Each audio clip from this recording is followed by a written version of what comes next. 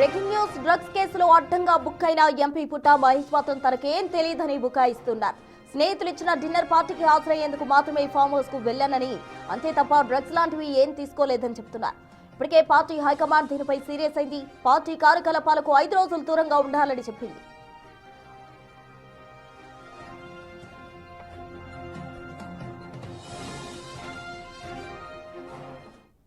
అలాగే ఆంధ్రప్రదేశ్ ప్రజలకి అందరికి కూడా నమస్కారాలు. ఇవాళ నేను ఎక్కడ కానీ తప్పు చేయలేదు, మీ అందరికీ నేను చెప్పుకోవాల్సిన అవసరం ఉంది. అలాగే నిన్న ఎన్నో రోజుల నుంచి అక్కడ ఉండే పర్సన్స్ నన్ను కలవడానికి వాళ్ళందరూ రిక్వెస్ట్ చేయడం వల్ల నాకు నిన్న కుదరడం వల్ల వాళ్ళ డిన్నర్కి వెళ్ళడం జరిగింది. ఆ డిన్నర్లో ఎక్కడ కానీ నేను తప్పు చేయలేదు. మీ అందరికీ కూడా మళ్ళీ తెలుపుకుంటున్నా, ఎప్పుడు కూడా ఏలూరు ప్రజలు నా మీద పెట్టుకున్న నమ్మకంని ఎప్పుడు కూడా ఉమ్ము చేయను, ఎప్పుడు కూడా తప్పు చేయనని మీ అందరికీ తెలుపుతూ, అలాగే మీడియాలో వచ్చే కథనాలు, అలాగే సోషల్ మీడియాలో వచ్చే కథనాలు ఏవి కూడా నమ్మొద్దండి.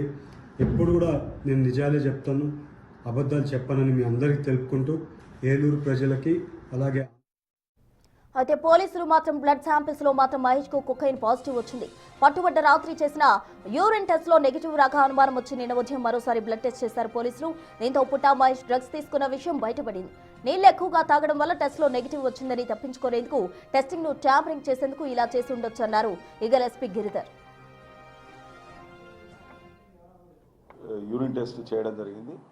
కొన్ని సందర్భాల్లో ఏమవుతుందంటే మనిషి యొక్క బాడీ మెటబాలిజం ప్రకారంగా 1 గంట 2 గంటలు లేటుగా యూరిన్లోకి డ్రగ్ వచ్చే అవకాశం ఉంటుంది. కాబట్టి మనం ఫర్దర్గా ఇటువంటి వివాదాలు తలెత్తాయి, నిందలు వస్తాయనే ఉద్దేశంగానే మన స్టేట్ గవర్నమెంటు నిక్కచ్చితత్వాన్ని పాటించే ఉద్దేశంతో జీవో నంబర్ 4ను అమల్లోకి తీసుకొచ్చింది. దాని ప్రకారం ఖచ్చితంగా మనం రక్త పరీక్షలు చేయాల్సి ఉంటుంది. అది కూడా గవర్నమెంట్ హాస్పిటల్లోనే, అది కూడా మెడికల్ ఆఫీసర్ ఆధ్వర్యంలో చేయాల్సి ఉంటుంది. కాబట్టి ఆ ప్రొసీజర్ ఫాలో అవడం వల్ల మనకు ఇంకో అతను కూడా యూరిన్ టెస్ట్లో రాని వాళ్ళకు కూడా అది వచ్చింది.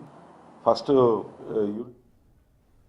అయితే నిన్న పైలట్ రోహిత్ రెడ్డి సహా మరో 2కి రిమాండ్ విధించిన కోర్టు మహేష్ సహా మరో 7గురికి షరతులతో కూడిన బెయిల్ ఇచ్చింది. పార్లమెంట్ సమావేశాలు ఉన్నాయన్న కారణం చూపి మహేష్ బెయిల్ తీసుకున్నట్టు తెలుస్తోంది. అయితే ఇప్పుడు పార్టీకి దూరంగా ఉండాలని హైకమాండ్ సూచించడంతో పార్లమెంట్కు వెళ్తారా? వెళ్తే టీడీపీకి మచ్చపడే అవకాశం ఉన్నందున ఏం చేస్తారు?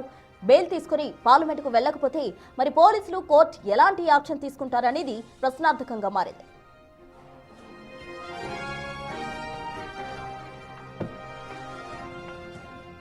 మొత్తంగా మోయినాబాద్ ఫామ్ హౌస్ లో డ్రగ్ కేసులో అడ్డంగా బుక్ అయిన ఎంపీ పుట్టా మహేష్ మాత్రం తనకేమీ తెలియదు అంటూ బుకాయిస్తూ ఉన్నారు. స్నేహితులు ఇచ్చిన డిన్నర్ పార్టీకి కేవలం హాజరయ్యేందుకు మాత్రమే ఫామ్ హౌస్ కు వెళ్లానని, అంతే తప్ప డ్రగ్స్ లాంటివి ఏం తీసుకోలేదని చెప్తున్నారు ఆయన. ఇప్పటికే పార్టీ హైకమాండ్ దీనికి సంబంధించి సీరియస్ అయింది. పార్టీ కార్యకలాపాలకు 5 రోజులు దూరంగా ఉండాలని చెప్పింది పార్టీ.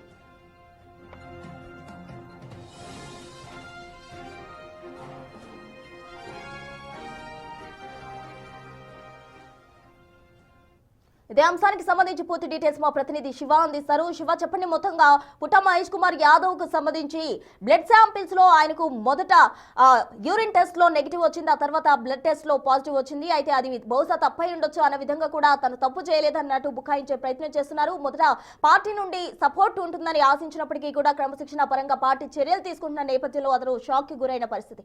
అసలు ఏంటి పుట్టా మహేష్ కుమార్ యాదవ్ కి తదుపరి చర్యలు ఎలా ఉండబోతున్నాయి? ఈ ప్రస్తుతం మొత్తం మీద చూసుకుంటే పార్లమెంట్ సమావేశాలకు కూడా ఈ రోజు ఎంపీ పుట్టా మహేష్ యాదవ్ హాజరు కానట్టు తెలుస్తా ఉంది. 5 రోజుల పాటు పార్టీ కార్యక్రమాలకు దూరంగా ఉండాలని చెప్పి పార్టీ అధిష్టానం స్పష్టమైన ఆదేశాలు జారీ చేసిన నేపథ్యంలో ప్రస్తుతం ఆయన హైదరాబాద్ లో ఉన్నారు. ఏం చేయాలి, ఏ రకంగా వ్యవహరించాలి ఏంటి అని చెప్పి కూడా ఆయన కుటుంబ సభ్యులు, సన్నిహితులతో కూడా నిన్న బయటకు వచ్చిన దగ్గర నుంచి పూర్తి స్థాయిలో సంప్రదింపులు జరుపుతున్న పరిస్థితి కనిపిస్తా ఉంది.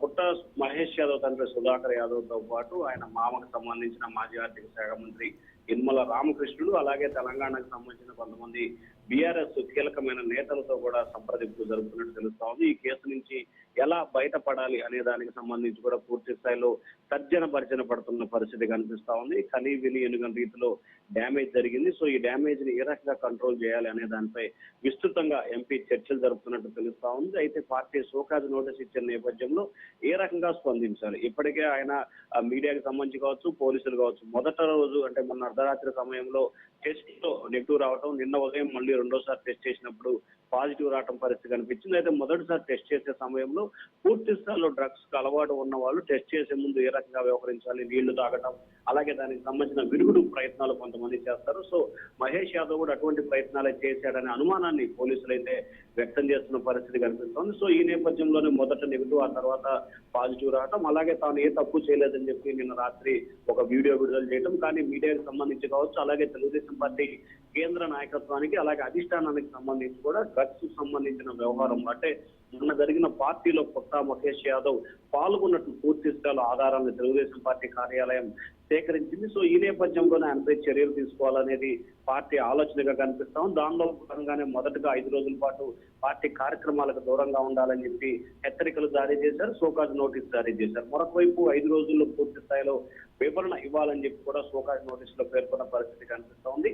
మరొక వైపు సుధాకర్ యాదవ్ వ్యవహారానికి సంబంధించి బీఆర్ఎస్ నేతలతో సత్సంబంధాలు కలిగి ఉంటాం, అలాగే వారితో వ్యాపార ఆర్థిక పరమైన సత్సంబంధాలు కలిగి ఉన్నట్లు కూడా పార్టీ అధిష్టానం గుర్తించిన పరిస్థితి కనిపిస్తోంది. సో ఈ నేపథ్యంలోనే అతనికి డ్రగ్స్ పాజిటివ్ వచ్చే నేపథ్యంలో అతనిపై చర్యలు తీసుకోవాలని చెప్పి పార్టీ అధిష్టానం దాదాపుగా ఒక నిర్ణయానికి వచ్చింది.